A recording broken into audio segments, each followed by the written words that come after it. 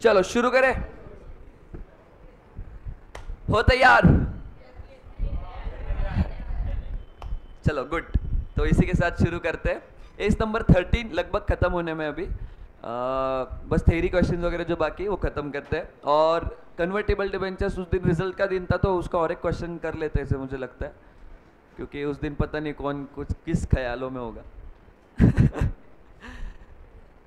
तो as number 13 में देखो, सबसे पहले इन्वेस्टमेंट का डेफिनेशन देखा था, जिसपे ऑब्वियसली क्वेश्चंस नहीं आते, पर ठीक है, डेफिनेशन समझना भी इंपॉर्टेंट है कि इन्वेस्टमेंट होते क्या है। तो एसेट्स से होते हो सबको पता है, पर एसेट्स ऐसे वाले जो कौन से टाइप का रिटर्न दे रहे हो, डिविडेंड, इंटरेस्ट और कैपिटल अप्रिसिएशन, रेंटल्स, है ना, ये सब इनकम जो दे रहे हो वो होते हैं इन्वेस्टमेंट। फिर इसके बाद दो टाइप में क्लासीफाई किया था, वेरिएबल इनकम और फिक्स्ड इनकम। वेरिएबल इनकम था इक्विटी शेयर्स। इक्विटी शेयर्स का फॉर्मेट देखा था कि 5 कॉलम्स इस साइड, 5 कॉलम्स उस साइड, तो उसमें debit, date, particulars, number of shares, dividend और अमाउंट, और ये फॉर्मेट कंटिन्यू हुआ था फिक्स्ड इनकम में भी। पर उसमें चेंजेस क्या थे, नंबर ऑफ शेयर्स की जगह पे आ जाएगा नॉमिनल वैल्यू, फेस वैल्यू, और इंटरेस्ट, डिविडेंड के जगह पे क्या आ जाएगा, इंटरेस्ट। तो ये सारे चेंजेस थे। वेरिएबल इनकम में 3 ही अलग अलग एडजस्टमेंट्स आते हैं, उसमें बोनस, राइट्स और डिविडेंड। बोनस में क्या होता है कि बोनस शेयर अगर मिल रहे तो पैसे तो दे नहीं रहे अपन, तो सिर्फ नंबर ऑफ शेयर्स कॉलम में आ जाएगा। फिर इसके बाद अगर राइट शेयर्स खरीद रहे तो राइट शेयर्स का वर्किंग नोट बनेगा, राइट शेयर्स कितने खरीदे, कितने रिनाउंस किए वो देखो, ठीक है। तो राइट शेयर्स के जो रिनाउंस किए उसके जो पैसे आएंगे वो पीएनएल में जाते हैं, और दूसरा अगर राइट शेयर सब्सक्राइब किए तो वो शेयर्स खरीद लिए मैंने, तो वो अपने इन्वेस्टमेंट कॉलम में आ जाएगा, ठीक है। फिर इसके बाद देखा था सेल, अच्छा डिविडेंड का, सॉरी डिविडेंड रह गया। डिविडेंड में एक एडजस्टमेंट जो आता है वो है प्री एक्विजिशन डिविडेंड और पोस्ट एक्विजिशन डिविडेंड।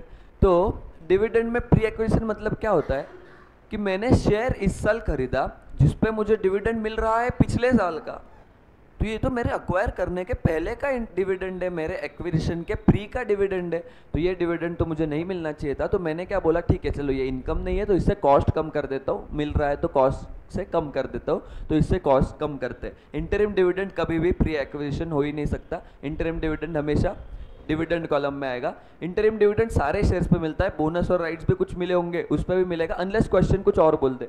जैसे वो पिछले क्वेश्चन, एक क्वेश्चन ने नहीं बोल दिया था कि डिविडेंड नहीं मिलेगा, और उस क्वेश्चन में इंटरिम था तो अपन ने नहीं लिया था बोनस राइट्स पे, पर बाद वाले क्वेश्चन में कुछ बोला नहीं था तो बोनस राइट्स दोनों पे डिविडेंड लिया था, नंबर ऑफ डिविडेंड कॉलम में लिखा था, ठीक है।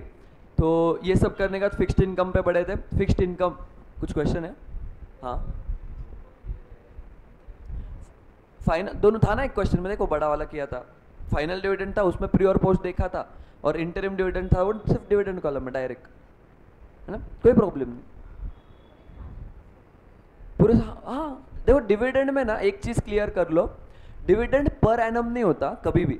तुमने डिविडेंड देखा होगा तो डायरेक्ट परसेंट होता है, 10%, 15%, 12%, 20%, पर एनम रेट नहीं होता उसमें, जबकि इंटरेस्ट रेट में होता है 10% पर एनम। दोनों में ये फर्क है। डिविडेंड जब भी दिया जाता है ना, ऐसे नहीं कि ये पिछले साल का पर एनम डिविडेंड है, मतलब इस मंथ का इतना, उसको बाइफरकेट कर ही नहीं सकते, टाइम बेसिस पे नहीं मिलता डिविडेंड, ठीक है। तो डिविडेंड जब भी मिला पूरा इनकम ही होता है, अनलेस वो प्री एक्विजिशन डिविडेंड हो, ठीक है। तो इसके बाद बढ़े थे फिक्स्ड। हाँ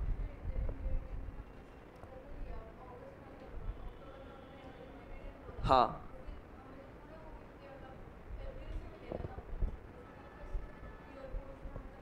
नहीं तो इंटरिम डिविडेंड उसी साल के प्रॉफिट्स का होता है। देख इस साल अगर कंपनी ने प्रॉफिट्स कमाए होगे ना, तो कंपनी उस प्रॉफिट के अकॉर्डिंग सोचेगी कितने परसेंट डिविडेंड देना है, तो वो परसेंट पर एनम नहीं होता है, कितना परसेंट डिविडेंड देना है बस वो देखती है कंपनी।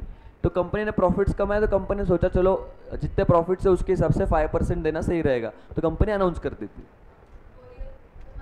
मंथ वाइज नहीं होता, ठीक है। अरे वो लगा लें कोई, तो दिवेश वो लगा लें सिर्फ। हाँ बोल, वो तो लास्ट ईयर का होता है, इंटरिम इस साल का होता है। इसके बाद बढ़े थे फिक्स्ड इनकम सिक्योरिटीज पे। तो फिक्स्ड इनकम सिक्योरिटीज में क्या था, देखो फिक्स्ड इनकम सिक्योरिटीज में फॉर्मेट की तो बात मैंने कर ली, पर उसमें एक स्टोरी जानना जरूरी था। स्टोरी क्या थी कि डिविडेंड के 2 डेट्स होते हैं, कंपनी उसी दिन पे जिसके भी पास डिबेंचर्स है सबको इंटरेस्ट दे देती है। फॉर एग्जांपल 6 महीने का पीरियड है तो 6 महीने का पूरा इंटरेस्ट कंपनी दे देगी जिसके भी पास है। तो इसमें प्रॉब्लम क्या होता है, अगर एक बंदा बेच रहा है दूसरे बंदे को, है ना, तो अगर उसने संभाला था इंटरेस्ट डेट के बाद 2 महीने, तो वो बेचते वक्त, अभी देखो डिविडेंड के केस में से पॉसिबल नहीं है क्योंकि पता ही नहीं डिविडेंड कितना मिलने वाला है, क्यों पर एनम नहीं होता ना। पर इंटरेस्ट के केस में पता है कि ड्यू डेट पे सामने वाले को पूरा 6 महीने का इंटरेस्ट मिलेगा। तो अभी बेचते वक्त जो बेच रहा है वो क्या बोलेगा, 2 महीने का इंटरेस्ट तू मुझे दे दे। तो इसीलिए जो खरीद रहा है उसको इंटरेस्ट पे करना पड़ेगा, जो बेच रहा है वो इंटरेस्ट मांगेगा। कब, कितना पीरियड का मांगेगा, लास्ट इंटरेस्ट डेट से डेट ऑफ ट्रांजैक्शन, याद है। तो ये इंटरेस्ट मांगेगा। ब्रोकरेज वगैरह का बराबर कर लेना। ब्रोकरेज पे अपन ने देखा था कि ट्रांजैक्शन प्राइस पे लगता है, अगर क्वेश्चन में कम इंटरेस्ट दो तो उस पर ऐड कर लेना ब्रोकरेज, क्वेश्चन अगर एक्स इंटरेस्ट दो तो उस पर ऐड कर लेना, सिंपल। ये सब चीज़ें देखी थी। फिर इसके बाद फिक्स्ड इनकम में ऐसे कुछ बहुत वेरिएशन नहीं है, पर वो फीफो बेसिस में एक टाइप किया था बाद में कि उसमें ओपनिंग बैलेंस से खत्म हो गए थे, है ना। तो कुछ कॉस्ट ओपनिंग से था और कुछ कॉस्ट बाद वाले परचेस का था।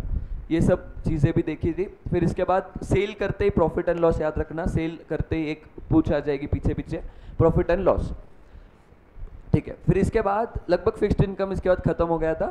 फिर इसके बाद नया एक कंसेप्ट बताई थी तुम लोगों को, जो थी कन्वर्टिबल डिबेंचर्स और रिक्लासिफिकेशन। 2 कंसेप्ट करी थी वही दिन, रिजल्ट वाले दिन। तो इसमें होता क्या है, देखो कन्वर्टिबल डिबेंचर्स का आज हो सके तो कर लेंगे एक क्वेश्चन। कन्वर्टिबल डिबेंचर्स में क्या होता है कि ये डिबेंचर ऐसे है जो फिक्स्ड इनकम सिक्योरिटीज है, क्यों, क्योंकि डिबेंचर है, और फिर एक पर्टिकुलर डेट पे ये कन्वर्ट हो जाते हैं, किसमें, इक्विटी शेयर्स में।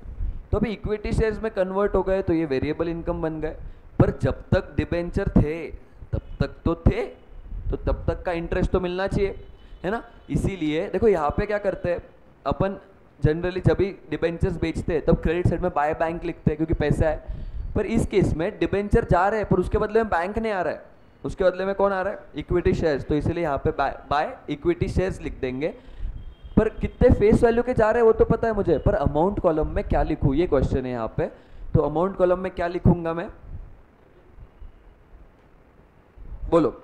अमाउंट कॉलम में लिखूंगा जो भी एवरेज कॉस्ट थी, देखो यहाँ पे लिखा भी था अपन ने, ये रहा, जो भी एवरेज कॉस्ट है डिबेंचर्स की, मतलब डिबेंचर्स के बदले में इक्विटी शेयर्स मिल रहे हैं, तो इक्विटी शेयर्स की कॉस्ट क्या होगी, जो डिबेंचर्स की कॉस्ट होगी। प्रोपोर्शनेट डिबेंचर्स लेना, जो भी एवरेज कॉस्ट प्रोपोर्शनेट डिबेंचर की होगी वो मिल जाएगी इक्विटी शेयर्स को। पर कन्वर्ट होने से पहले उस दिन तक का इंटरेस्ट लेना मत भूलना, क्योंकि जब तक कन्वर्ट हुआ है तब तक तो डिबेंचर ही था, तो कंपनी पहले इंटरेस्ट देगी उस पीरियड का और फिर कन्वर्ट होगा, ठीक है। और ऐसे टाइप के क्वेश्चन में एक छोटा सा अकाउंट भी बना देना नीचे, इक्विटी शेयर्स वाला, ठीक है। तो ये था कन्वर्टिबल डिबेंचर, इसमें भी कुछ अलग नहीं, इतना ही अलग था इसमें बस। बाद में किया था रिक्लासिफिकेशन, जिसपे काफ़ी क्वेश्चंस आ चुके हैं अब तक, बहुत आसान है पर वो भी। रिक्लासिफिकेशन में क्या होता है, देखो सबसे पहले जब क्लासीफाई किया, री मतलब क्या, फिर से क्लासीफाई किया, तो इसके पहले समझो कि पहली बार क्लासीफाई किया था तब किस इसमें किया था, एक तो करंट या तो लॉन्ग टर्म। करंट मतलब क्या, मेरा इंटेंशन टू होल्ड है इक्वल्स टू 1 ईयर या लेस देन 1 ईयर, और लॉन्ग टर्म मतलब ग्रेटर देन 1 ईयर मेरा इंटेंशन है। पर अभी मेरा इंटेंशन क्या हो गया, चेंज हो गया, मेरा इंटेंशन चेंज हो गया है। तो इंटेंशन अगर मेरा चेंज हो जाए तो मुझे रिक्लासीफाई करना पड़ेगा। क्यों करना पड़ेगा, क्योंकि जब मैंने करंट लिया था तब मैंने सोचा था कि मैं कभी भी बेच दूंगा तो मैं कॉस्ट और fair value whichever is lower पे वैल्यू कर रहा था, पर अभी लॉन्ग टर्म में शिफ्ट हो गया वो, तो उसको कॉस्ट पे वैल्यू करना पड़ेगा। तो यहाँ पे याद ये रखना कि जब करंट से लॉन्ग टर्म जा रहा है तो करंट उसको भेज रहा है लॉन्ग टर्म में, तो अपने घर के संस्कार दे के भेजेगा, देखो मैंने बोला था। तो उसके घर के क्या संस्कार थे, कॉस्ट और fair value whichever is lower on the date of transfer, मतलब भेजने से पहले इन्वेस्टमेंट को बोलेगा रुक, कॉस्ट और fair value whichever is lower करके फिर जा, है ना, उस कॉस्ट पे वो भेज देगा लॉन्ग टर्म में, रिक्लासीफाई उस इसमें होगा। और अगर लॉन्ग टर्म से करंट में जा रहा है, तो लॉन्ग टर्म अपने घर के संस्कार करके भेजेगा। तो लॉन्ग टर्म अगर इन्वेस्टमेंट कोई जा रही है तो लॉन्ग टर्म बोलेगा रुक, कॉस्ट और carrying amount whichever is lower पे आ जा और फिर जा। कैरिंग अमाउंट क्यों, परमानेंट डिक्लाइन अगर रहा तो कॉस्ट से नीचे रहेगी ना कैरिंग अमाउंट, मतलब 100 रुपये अगर कॉस्ट थी पर परमानेंट डिक्लाइन हो गया था 30 रुपये का, तो मैं 70 पे लेके आया था ना उसको, तो कैरिंग अमाउंट 70 पे आ गई थी। तो इसीलिए वो बोलेगा कि जाते वक्त किस पे जा, 70 पे जा, कैरिंग अमाउंट तेरी कम थी, है ना। ये देखा था, अभी इसके क्वेश्चंस भी करते हैं आज। उस दिन कोई लोग नहीं थे तो शायद तुम्हें इतना समझ में नहीं आएगा, क्योंकि मैंने अपलोड भी नहीं किया एक्चुअली, मैंने पिछले 2 कर दिए पर वो वाला रहेगा, मतलब वो वही वाला रहेगा एग्जैक्टली, लास्ट वाला, तो वो मैं आज डाल दूंगा। और हाँ, ये भी बोलना तुमको इस पे ना, ये कल आजकल में, आज ही शायद या आजकल में हो जाएगा ये टॉपिक, तो इस पर टेस्ट भी ले लेंगे फटाफट, वो फेड अवे होने से पहले, मतलब नेक्स्ट वीक ही, नेक्स्ट वीक। तुम्हारा बहुत अच्छा हो गया अभी, और जिसका थोड़ा बहुत बाकी होगा, जो बीच में एब्सेंट होगा, तो यूट्यूब पे पूरा अपलोडेड है, पूरा हर एक लेक्चर्स अपलोडेड है, तो तुम वो देख सकते हो। टेस्ट नेक्स्ट ही वीक लेंगे, डेट डिसाइड कर लेते हैं, मेरे हिसाब से थोड़ा लेटर वीक रखते हैं, थर्सडे या फ्राइडे, वेडनेसडे थर्सडे फ्राइडे में से कुछ, ठीक है, तो वो डिसाइड करके रख देंगे। पर फ्रेश है, अच्छे से किया भी तुमने, तो टेस्ट ले लेते हैं, मुझे से लगता है ना, वेट करने से अच्छा, तो तुम्हारी पहली टेस्ट शुरुआत हो जाएगी, ठीक है, पढ़ के देना मस्त। और इसीलिए मैं अभी एडवांस में क्यों बोला, क्योंकि थर्सडे फ्राइडे सैटरडे संडे ये 4 दिन थोड़ा लोड कम है, क्योंकि अभी तक आईडीटी भी नहीं शुरू किया है, और बाकी मतलब डीटी भी ज़्यादा टाइम नहीं है, नहीं तो डीटी 2.5 घंटे रहेगा अपना, और अकाउंट्स भी 2 घंटे रहेगा, तो इसलिए ये 4 दिनों में तुम थोड़ा पढ़ाई शुरू कर सकते हो। जिसका कुछ बाकी हो सैटरडे संडे में, तो तुम पूरा ही देख सकते हो, क्योंकि ये पहला वीक सैटरडे संडे छुट्टी रहेगी, तो तुम पहला वीक देख सकते हो, कोई इशू नहीं। पर इसके बाद वीकेंड्स पे छुट्टी नहीं होती है, कभी कभार हम, मतलब हमको लगा कि अगर ज़्यादा हो गया थोड़ा, तुमको ब्रेक की ज़रूरत है, तो एक आध संडे उस हिसाब से रखेंगे। फिर पहले से कमिट नहीं करते, नहीं तो तुमको आशा रहेगी हर संडे तुम ऐसे चमचम करती आंखों से देखोगे हमारे पास, मासूम मासूम चेहरे बना के चलो, तो ये मैंने पूरा रिवीजन कर लिया, पूरा रिवीजन हो गया अभी तक, जो जो किया पूरा रिवाइज कर लिया। तो इसके बाद अभी रिक्लासिफिकेशन के, जैसे मैंने बोला, कुछ क्वेश्चंस करने थे, तो वो सबसे पहले करते हैं, फिर आगे बढ़ते। हाँ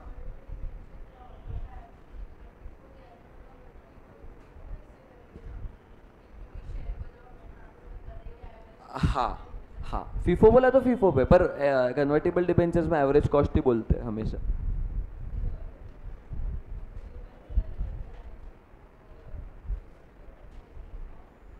ये रहा,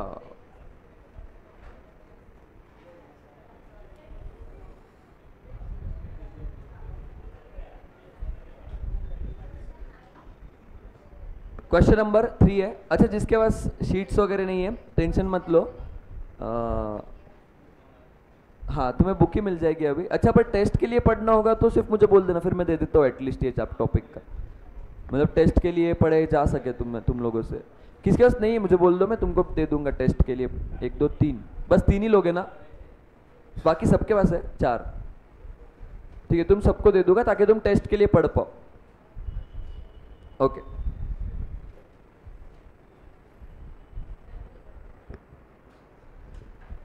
चलो देखते हैं क्या है बोला गया इस क्वेश्चन में। ये एग्जाम में भी काफी बार आ चुका है, तो इम्पोर्टेंट है उस एंगल से।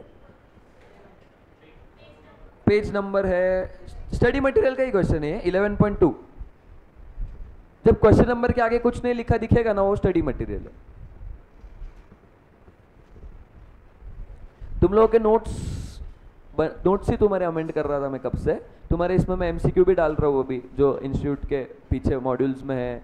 फिर नए मॉड्यूल के हिसाब से उन्होंने काफ़ी चेंजेस किए, मतलब मुझे लगा नहीं था, एएस तो सेम है, तो मुझे लगा था क्वेश्चन सेम होंगे, पर जैसे AS9 के पूरे क्वेश्चन ही बदल दिए, ऐसे बहुत AS के क्वेश्चन भी चेंजेस किए, तो मैं वही सब कर रहा हूँ अभी, ताकि तुम्हें नोट्स फिर नेक्स्ट वीक दे पाऊँ पर तुम्हारे नोट्स एकदम अमेंडेड रहेंगे, लेटेस्ट RTP के भी डाल दूंगा। अभी कौन सा अटेम्प्ट हुआ लेटेस्ट, May 23 ना, उसका RTP के भी डाल दूंगा तुम्हारे इसमें, एकदम काफ़ी अमेंडेड नोट्स, प्रॉपर नए स्कीम के हिसाब से MCQ वगैरह प्रॉपर के साथ तुम्हें नोट्स दे दूंगा। और मतलब तुम गारंटी कर लो कि तुम्हारे जैसे प्रैक्टिकल के नोट्स किसी के नहीं होंगे, इतना प्रॉपर कंपाइलेशन करना, वो भी पिछले 10 अटेम्प्ट से, वो भी टॉपिक वाइज बाइफर्केशन, मतलब बहुत डिफिकल्ट है। कलरफुल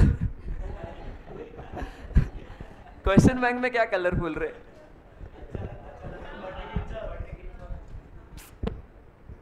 इच्छा तो बहुत है मेरी देने की, मैंने पता भी किया था, पर कलरफुल की कॉस्ट बहुत ज़्यादा होती है, अनलेस बहुत वॉल्यूम में प्रिंटिंग हो, मतलब ऐसे 400-500 बुक्स प्रिंट किए ना, तो छाप के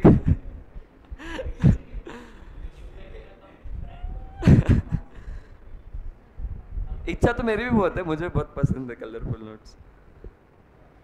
पर क्वेश्चन बैंक में ठीक है, मैं ट्राई करूँगा, तुम्हें AS की भी मैं एक बना रहा हूँ, वो पर तुम्हारे बैच के लिए तुम्हें ऐसे थोड़ा एस के लिए मैंने पहले नहीं बनाया था ये, पर तुम्हारे लिए मैं सोच रहा हूँ थोड़ा बनाता हूँ ऐसे एस के लिए, अच्छा ताकि एमसीक्यूज भी है ना अभी, तो तुम्हें वो भी मैं प्रोवाइड कर दूंगा, देखते हैं। चलो एबीसी लिमिटेड वांट्स टू, क्या चाहिए एबीसी लिमिटेड को, रीक्लासिफाई करना है investment in accordance with as number 13। अच्छा रीक्लासिफाई करना है, चलो देखते हैं क्या बोला है। अ पोर्शन ऑफ करंट इन्वेस्टमेंट, अच्छा मतलब पहले क्या था, करंट था, अभी देखो क्या हो रहा है, purchased for 20 lakh to be reclassified as long term, और market value on the date of balance sheet था 25 लाख। अच्छा अभी करंट था जिसको किस में ट्रांसफर करना है, लॉन्ग टर्म में। करंट को लॉन्ग टर्म में अगर ट्रांसफर करना है तो कौन से वैल्यू पे करते हैं, कॉस्ट और fair value which is lower on the date of transfer, ये लाइन लिखना जरूरी होता है। तो on the date of transfer देखते हैं, कॉस्ट इसकी है 20 लाख, फेयर वैल्यू कितनी है 25 लाख, तो विच इज लोअर क्या है 20 लाख, तो कोई किस पे ट्रांसफर हो जाएगा 20 लाख पे, ठीक है 20 लाख पे ट्रांसफर हो जाएगा।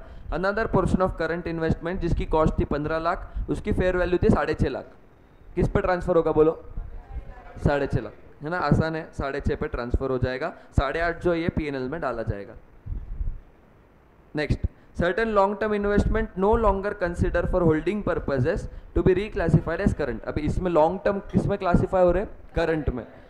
ये किस में होते हैं, लोअर ऑफ कॉस्ट और carrying amount whichever is, अच्छा लोअर ऑफ बोल दिया था पहले, on the date of transfer, date of transfer के दिन कॉस्ट और carrying amount whichever is lower. Original cost थी इसकी 18 लाख, पर इसको राइट डाउन कर दिया था 12 लाख पे, मतलब कैरिंग अमाउंट कितनी है 12 लाख, तो किस पे ट्रांसफर होगा ये 12 लाख पे ट्रांसफर होगा करंट में। सिंपल है, काफ़ी इजी है, ये देखो 12 लाख पे ट्रांसफर होगा, ठीक है। इसका आंसर कैसे लिखते हैं, इसकी प्रैक्टिस करते हैं, अभी एक एग्जाम क्वेश्चन लिख के कर लेंगे इसका, ताकि वो भी प्रैक्टिस तुम लोगों को हो जाए।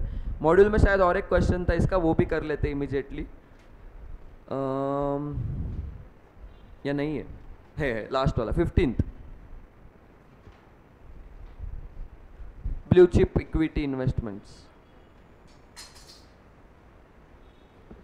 Blue chip equity investments wants to reclassify its investment। चलो लॉन्ग टर्म इन्वेस्टमेंट है जिसकी, अरे किधर गया, लॉन्ग टर्म इन्वेस्टमेंट है जिसकी कॉस्टिंग है 8.5 लाख, जिसको रिक्लासीफाई करना है करंट पे, उसकी वैल्यू रिड्यूस कर दी थी 6.5 लाख पे, और डेट ऑफ ट्रांसफर पे फेयर वैल्यू है 6.8 लाख। बताओ 6.5, 6.8 या 8.5? 6.5 इज करेक्ट। क्यों, लॉन्ग टर्म से जा रहा है किस में, करंट में, तो लॉन्ग टर्म से करंट में जब भी जाता है तो कॉस्ट और carrying amount whichever is lower, तो कॉस्ट थी 8.5, कैरिंग अमाउंट है 6.5, तो विच एवर इज लोअर क्या है 6.5, तो किस पे ट्रांसफर होगा 6.5 लाख पे, 6.5 इज करेक्ट।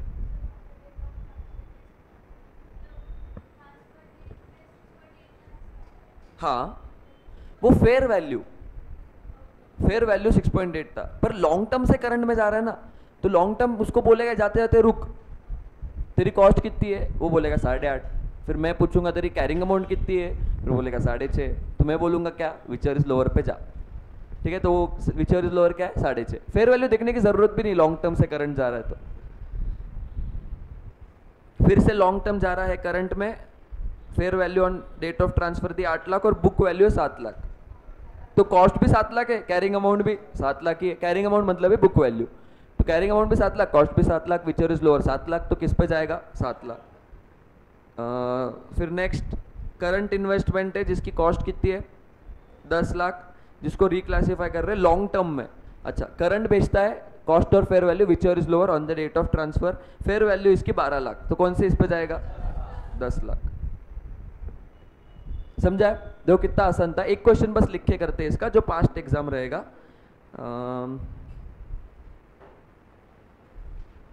ये तो खैर आरटीपी का है, एक एग्जाम में अच्छा क्वेश्चन आया था, हाँ ये Jan 21 का करते हैं।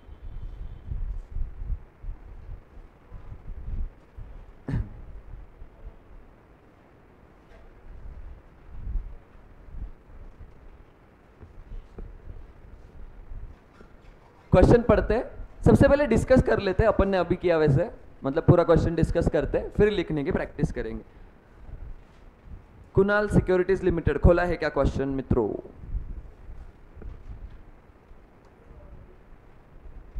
चलो, कुणाल सिक्योरिटीज लिमिटेड क्या हुआ है, रिक्लासिफाई करना है इसको एज पर एज 13, ठीक है, कोई प्रॉब्लम नहीं, करो रिक्लासिफाई बिंदास। क्या बोला है, लॉन्ग टर्म इन्वेस्टमेंट थी जिसकी कॉस्ट थी 10.5 लाख, जिसको करंट में रिक्लासिफाई करना है, और कंपनी ने इसकी वैल्यू रिड्यूस कर दी थी 9 तक, और उसकी फेयर वैल्यू है 9.3 9 lakhs इज करेक्ट। क्यों? क्योंकि डेट ऑफ ट्रांसफर पे क्या देखेंगे, लॉन्ग टर्म से करंट जा रहा है तो कॉस्ट है कैरिंग अमाउंट, कॉस्ट थी 10.5, कैरिंग अमाउंट है 9, तो सिंपल 9 पे ट्रांसफर हो जाएगा। Long term investment in B जिसकी कॉस्ट है 14, फेयर वैल्यू उसकी 16 और बुक वैल्यू 14, 14 पे ट्रांसफर होगा। करंट इन्वेस्टमेंट इन सी जिसकी कॉस्ट है कितनी 12 और फेयर वैल्यू है 13.5, 12 पे ट्रांसफर होगा, करंट से लॉन्ग टर्म में जा रहा है। फिर ये फोर्थ वाला है, फोर्थ में बोला है करंट इन्वेस्टमेंट है जिसकी कॉस्टिंग 18 है, रिक्लासिफाई करना है जिसको लॉन्ग टर्म में, जिसकी फेयर वैल्यू है 16.5, 16.5। आसान है एकदम। चलो लिखने कैसे वो देख लेते हैं, अपने बुक्स में आ जाओ। चलो May 19 का क्वेश्चन, 15 जून को वाई लिमिटेड को रिक्लासिफाई करना है उसके इन्वेस्टमेंट को, ठीक है, यहाँ पे थोड़ा डेट्स के साथ दिया है तो ज़्यादा मजा आएगा। 15 जून को रिक्लासिफाई करना है, लॉन्ग टर्म इन्वेस्टमेंट परचेज किए थे 1 मार्च को, उसको रिक्लासिफाई करना है करंट में, कॉस्ट थी 14 लाख, उसको रिटर्न डाउन कर दिया था 2 लाख से क्योंकि परमानेंट डिक्लाइन हुआ था, और मार्केट वैल्यू ऑन 15 जून बोला है 11 लाख। चलो किस पे रिक्लासिफाई होगा बोलो, 11 लाख। किसी का और कुछ कहना है, क्या कहना है? 12 लाख। देखो डेट्स आते ही कंफ्यूज ही आ गए ना इसमें। देखो स्टोरी कुछ भी हो, सोचना क्या है, लॉन्ग टर्म से करंट हो रहा है या करंट से लॉन्ग टर्म हो रहा है। इस केस में क्या हो रहा है, लॉन्ग टर्म से करंट, तो लॉन्ग टर्म से करंट हो रहा है तो लॉन्ग टर्म से वो जा रहा है तो वो इन्वेस्टमेंट उसको रुकाएगा, वो बोलेगा तेरी कॉस्ट क्या है, तुम बोलोगे 14 लाख, फिर वो बोलेगा तेरी कैरिंग अमाउंट क्या है, वो बोलेगा 12 लाख, तो अपन क्या बोलेंगे, विचर्स लोअर पे जा। किस पे जाएगा फिर वो, 12 लाख, है ना, फेयर वैल्यू का कुछ विषय ही नहीं, ठीक है, 12 लाख, पहले वाले में 12 लाख आएगा। दूसरा, another portion of long term investment purchase किया था 15 जैन को, रिक्लासिफाई करना है करंट में, ओरिजिनल कॉस्ट थी 7 लाख, उसको 5 लाख पे रिटर्न डाउन कर दिया था, और उसकी फेयर वैल्यू 15 जून को 4.5। बोलो, रिटर्न डाउन टू 5 लाख, 2 और बाय में फर्क है ना, बोलो 5, yes very good, 5 is correct. Cost और कैरिंग अमाउंट विचर इज लोअर, तो कॉस्ट थी 7 लाख और कैरिंग अमाउंट थी 5 लाख, तो विचर इज लोअर, 5 लाख पे रिक्लासिफाई हो जाएगा। पोर्शन ऑफ करंट इन्वेस्टमेंट, ठीक है, अभी करंट से लॉन्ग टर्म जा रहा है, जो खरीदा था 7 लाख में उसको रिक्लासिफाई करना है लॉन्ग टर्म में, लॉन्ग टर्म में रिक्लासिफाई करना है, उसकी मार्केट वैल्यू थी बैलेंस शीट डेट पे 6 लाख और 15 जून को है 8.5 लाख। बोलो किस पर रिक्लासिफाई करोगे, 3 अमाउंट से यहाँ पे, 7, 6 या 8.5, 7 लाख पक्का, 6 लाख ना, देखो टू बी रिक्लासिफाइड, याद करते, to be reclassified from current to long term at lower of cost और fair value on the date of transfer. Transfer के डेट पे देखेंगे कॉस्ट और fair value whichever is lower, तो देखो वो वर्ड्स भी कितने इंपॉर्टेंट है, on the date of transfer, और लॉ में ऐसे ही खेलती इंस्टीट्यूट, खासकर एमसीक्यूज जब पूछे जाते हैं लॉ के, तो मुझे याद है, मतलब हमारे time MCQ first time introduce हुए थे, तब तो बुकलेट नहीं, कुछ नहीं, तो हम ऐसे पढ़ते हो गेस करते थे, हाँ यहाँ से एमसीक्यू आ सकता है, तो तभी मुझे याद है कि मैंने एक जगह पे करेक्ट गेस किया था, कुछ तो डिपॉजिट या कुछ का सेक्शन था, और मुझे मतलब ऐसे इंट्यूशन था कि यहाँ से एमसीक्यू आएगा, तो उसमें ऐसे दिया था कि कुछ कि इतना 35% मेंटेन करना पड़ता है, तो वो मैं अच्छे से पढ़ के गया था, 35% मेंटेन करना पड़ता है। जब एमसीक्यू आया तो ऑप्शंस थे 35% of paid up capital, 35% of issued capital, 35% of called up capital. मैंने बोला यार मैं 35 तो पढ़ के गया पर आगे का याद ही नहीं।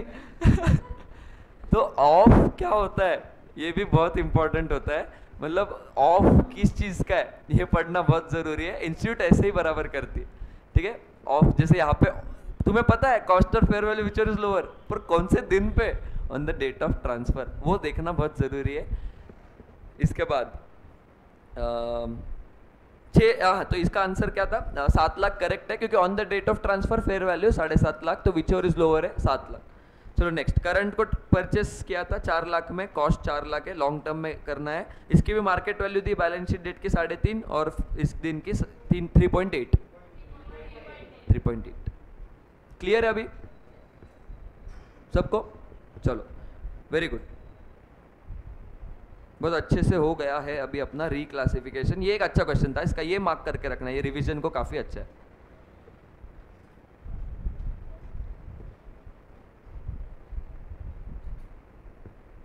अभी क्या करते हैं, अभी हाफ ही घंटा है ना। कन्वर्टिबल डिबेंचर का एक क्वेश्चन करना है या एक छोटी सी कंसेप्ट बाकी थी वो देख लेना है? क्या करना है तुम बोलो, कर ले क्या? ठीक है चल, ठीक है कर लेते। फिर एक छोटा सा था, उस पर क्वेश्चन भी है मॉड्यूल में, वो देख लेते।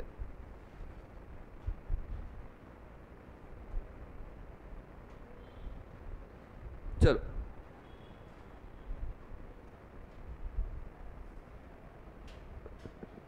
अभी देखो ये क्या है, equity shares acquired on come right basis. अभी देखो जैसे अपन डिविडेंड के बारे में सोच रहे थे, थोड़ा वैसे सोचने का ट्राई करना।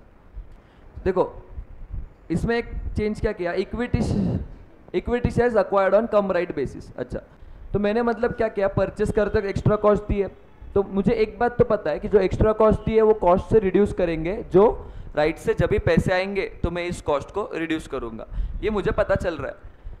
पर अभी देखो इस एग्जांपल में मैंने क्या किया, शेयर्स अक्वायर कितने में किए थे 105, और आफ्टर राइट्स मतलब राइट एक्स राइट होते वैसे बोलते शेयर्स को कि वो राइट्स के भाव उतर गए, फिर उससे मतलब राइट्स मिल गए तो शेयर में उसके भाव नहीं होते, तो एक्स राइट हो गया शेयर, तो उसकी प्राइस हो गई 103। तो अभी देखो शेयर की प्राइस गिर के कितनी हुई है 103, तो अभी इसको 103 तो उसकी फेयर वैल्यू है, फेयर वैल्यू के नीचे क्यों वैल्यू करूंगा मैं, तो 105 में खरीदा था, राइट्स के बाद हुई है 103, तो नुकसान कितने का हुआ है, बस 2 रुपए का ही नुकसान हुआ है। मैंने भले एक्स्ट्रा कॉस्ट कितनी भी दी हो, पर नुकसान 2 ही रुपए का हुआ है, तो नुकसान 2 रुपए का हुआ है, तो मुझे जो सेल से पैसे मिलेंगे तो पहले वो रिड्यूस करने में लगाऊंगा, पर फेयर वैल्यू तक ही, मतलब रिड्यूस करूंगा फेयर वैल्यू तक, 103 तक उसको लाऊंगा, और फिर उसके ऊपर जो भी राइट्स के पैसे रहेंगे वो जाएंगे पीएनएल में। ठीक है, ये एग्जाम्पल था, ये लिखा भी। अभी क्वेश्चन के थ्रू एक बार समझते हैं, तुम्हें शायद अच्छे से समझ में आएगा। अभी मैंने अगर शेयर्स खरीदा है, अच्छा रुको एक क्वेश्चन के थ्रू ही समझते हैं इसको, तुम शायद उसको रिलेट कर पाओगे एग्जाम्पल को। ये रहा देखो क्वेश्चन, ये क्वेश्चन है क्वेश्चन नंबर 10, क्वेश्चन नंबर 10।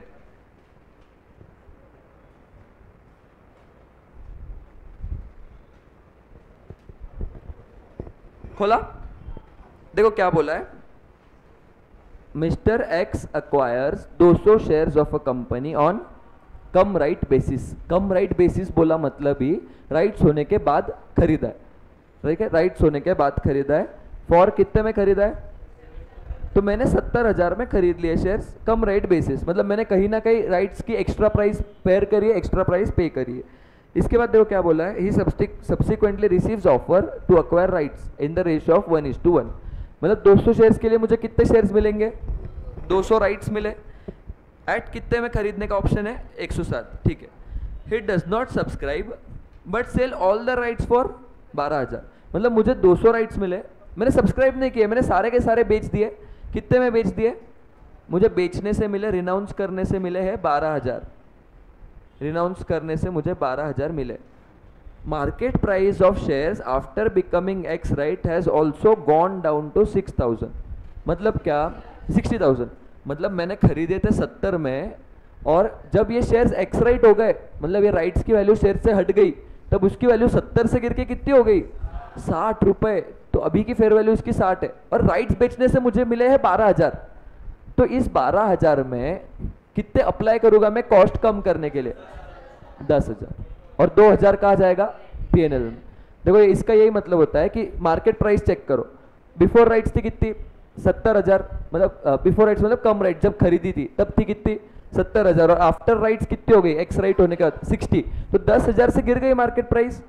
तो जो पैसे मिलेंगे राइट्स शेयर्स बेचने से, राइट्स बेचने से, तो वो पैसे पहले अप्लाई होंगे कहाँ पे, उसकी कॉस्ट कम करने में, पर उतनी ही जितनी एक्स राइट मतलब जितनी कॉस्ट गिरी है उतने में ही अप्लाई होगा, बाद में ऊपर का जो भी रहेगा वो P&L में लेके जाओ। ठीक है, ये इसका प्रोविजन है, समझ में आया? ठीक है, इसका एक कितना टाइम हुआ है अभी, एक क्वेश्चन हो जाएगा शायद इसका, एक छोटा सा क्वेश्चन था, ये क्वेश्चन में भी अप्लाई करते आएगा अपने को। कौन सा था यार, कम राइट वाला क्वेश्चन दिख रहा है क्या कोई? आरटीपी में ही होगा शायद, नहीं पास्ट ईयर में था शायद।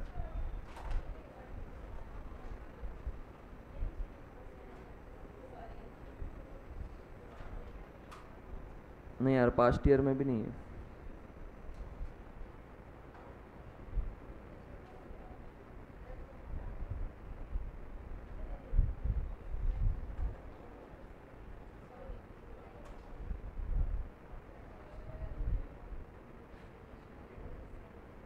हाँ ये रहे, ये रहे क्वेश्चन नंबर 11, क्वेश्चन नंबर 11 फटाफट करते हैं।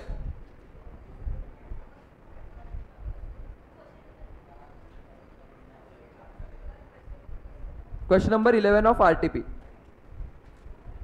Question number 11 of RTP.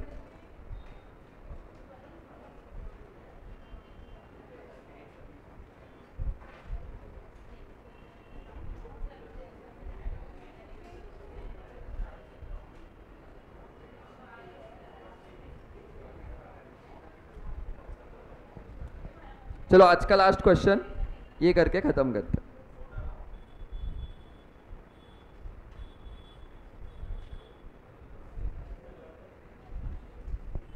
क्या हुआ? हाँ वो लॉ के लिए बुलाया था ना आज, जो नए, हाँ अभी अकाउंट चालू है एक।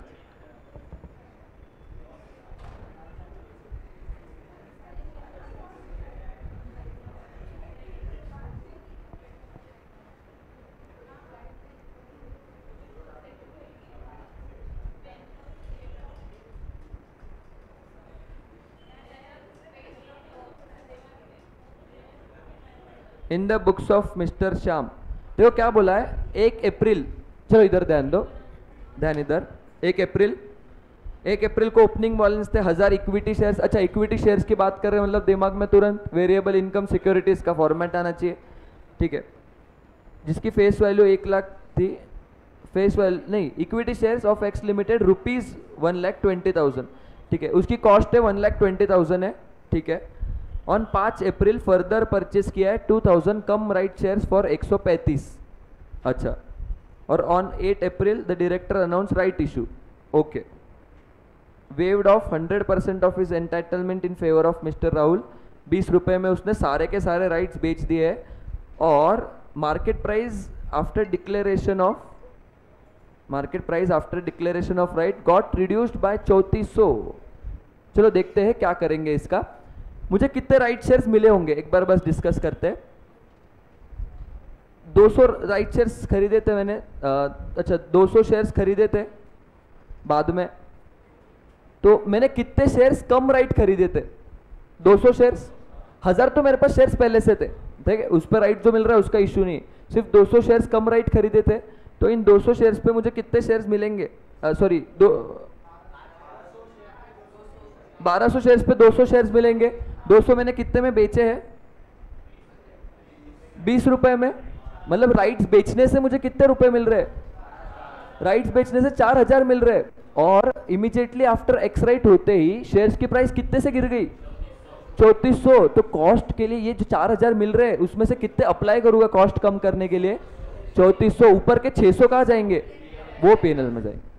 ठीक है, इसका ये ऐसे करना होता है। चलो करते हैं, बस ये कॉस्ट में अपन कॉस्ट कॉलम में वहां पे लिखना पड़ेगा 3400, कॉस्ट कम करनी पड़ेगी, बस उतना एक। ये लास्ट वाला है, इतना बहुत बार पूछा भी नहीं है, पर पूछ लिया तो कभी करना जरूरी हो जाता है। In the books of mister Shyam, investment इन, बाकी क्वेश्चन तो इजी है। Investment in equity shares investment in equity shares of x limited.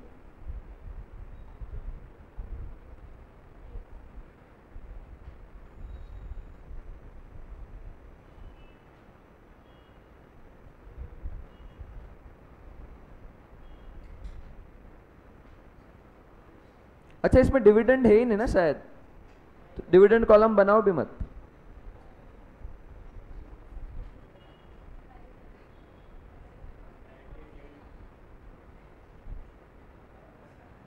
सिर्फ नंबर ऑफ शेयर्स और amount column.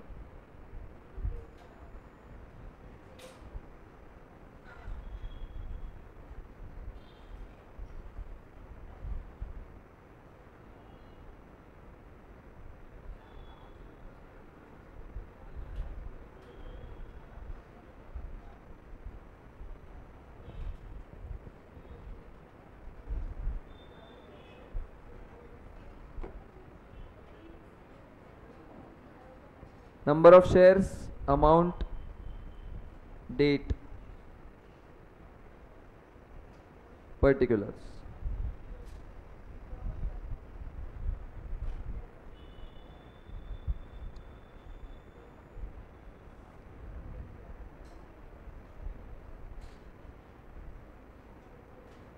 Number of shares, amount. 1/4/19 को ओपनिंग बैलेंस था, ऐसे उन्होंने बोला है। To balance brought down 1000 shares जिसकी कॉस्ट थी 1,20,000। मैंने 5 अप्रैल को और शेयर्स खरीदे हैं टू बैंक 200 शेयर्स खरीदे हैं। और कितने में खरीदा है? 135। तो 135 इंटू 200 27,000 में खरीदे। चलो अभी राइट्स मिलेंगे मुझे। कौन से तारीख को?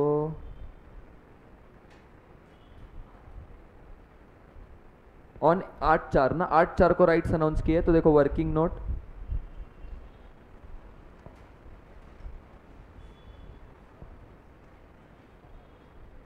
वर्किंग नोट राइट्स के लिए वर्किंग नोट बना रहे हैं।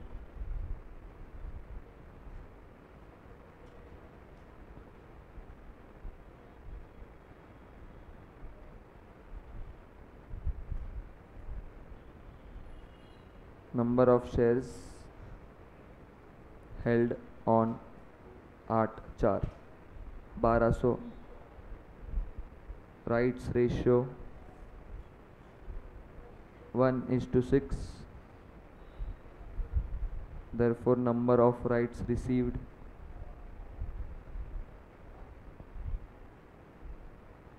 $200। सारे के सारे राइट्स बेच दिए है। Sold at 20। तो सेल प्रोसीड्स है राइट से 4,000 रुपये। मुझे राइट्स बेचने से मिल गए 4,000 रुपये। इसमें लिख देना market price after rights reduced by ₹3400।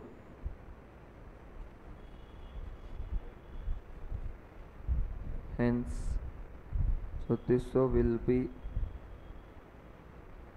applied to reduce cost of investment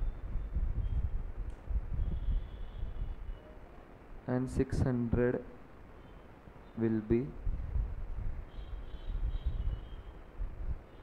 transferred to P&L। देखो इसके वर्किंग नोट में एक ही चेंज किया। पहले अपन क्या कर रहे थे, सेल प्रोसीड से 4,000 आए तो पूरे के पूरे कहाँ डाल दो, P&L में डाल दो। ये सब कर रहे थे क्योंकि पहले वाले क्वेश्चंस में कम राइट शेयर्स थे ही नहीं।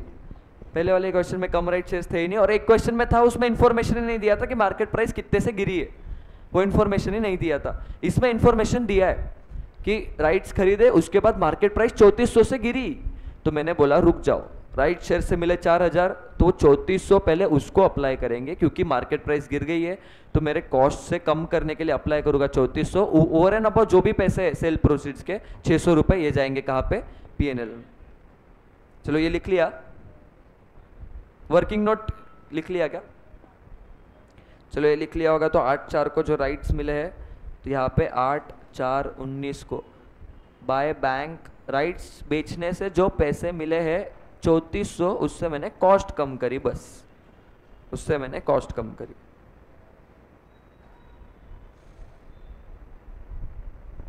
फिर इसके बाद 10 तारीख को सोल्ड 350 शेयर्स एट 140।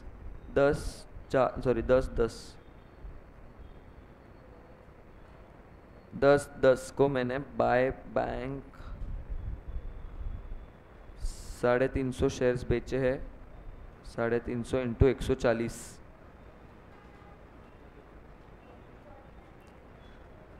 49,000 मुझे मिले। सेल होते ही क्या लगता है अपने को? अधूरा अधूरा लगता है। चलो प्रॉफिट या लॉस निकालते हैं।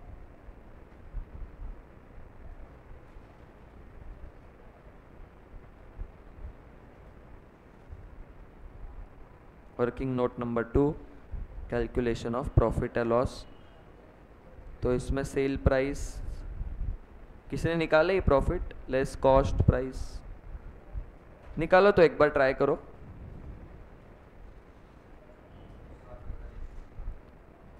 क्या प्रॉफिट?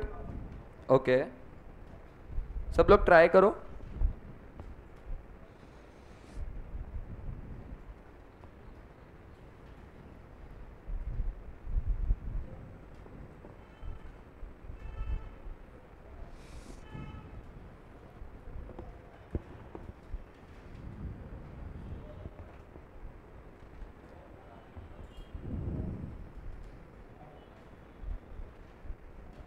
निकाला प्रॉफिट? 1,20,000 कॉस्ट थी पहले वाले शेयर्स की, 27,000 कॉस्ट थी नए वाले शेयर्स की। इससे 3,400 माइनस करना मत भूलना, क्योंकि कॉस्ट कम करी थी अपन ने। और ये टोटल कॉस्ट जो है ये है 1200 शेयर्स की। तो पर शेयर प्राइस आ गई, मुझे पता करना है 350 शेयर की प्राइस।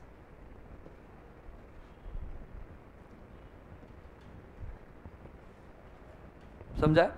मुझे पता करना 350 शेयर्स की प्राइस कितने आ रही है?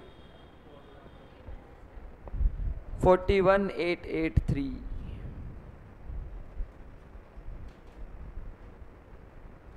तो मेरा प्रॉफिट आ गया 7,117।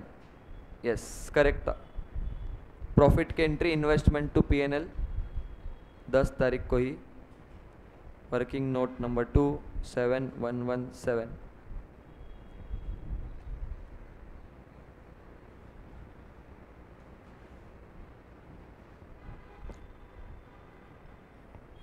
(31 मार्च को बुक्स क्लोज करने हैं, ठीक है? 31 मार्च 20 बाय बैलेंस